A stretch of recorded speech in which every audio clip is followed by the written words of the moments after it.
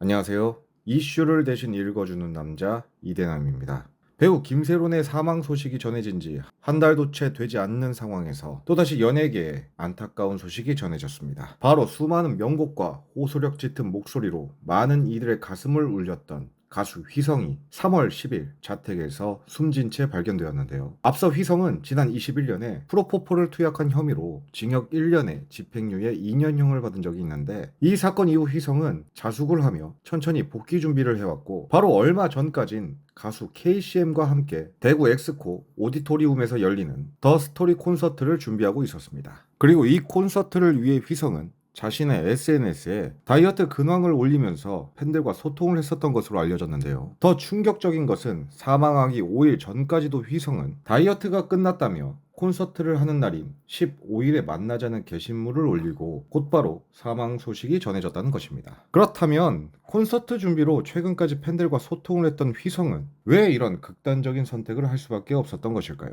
일단 아직 사망 원인이 밝혀지지 않아서 정확한 원인은 알 수 없지만, 대부분의 언론에서는 그동안의 휘성이 악성 댓글과 악성 DM 메시지를 받아왔고, 그것 때문에 휘성이 굉장히 힘들어했다고 보도를 했는데, 실제로 휘성은 자신의 SNS에 악플로 인한 고통을 토로하면서 자신을 동물원 원숭이로 표현까지 할 정도로 악성 DM과 악플에 시달린 것을 확인할 수 있었습니다. 물론 휘성이 공인으로서 해서는 안 될 행동을 한 것도 맞고 사회에 무리를 일으킨 것도 맞지만, 이미 법적인 처벌까지 다 받은 사람에게 지속적으로 악플을 보내고 끊임없이 괴롭힌다면 과연 어느 누가 버틸 수 있을까요? 아무리 공인이고 모범을 보여야 하는 위치에 있다고는 하지만 그들 또한 감정이 있는 사람입니다. 일반인인 우리들조차 주변인들에게 욕을 먹고 회사에서 질책을 받으면 스트레스를 받아서 병원까지 가는데, 얼굴도 모르는 수십만 명의 질타와 욕을 들어야 하는 연예인들은 그 스트레스가 얼마나 두렵고 고통스럽겠습니까?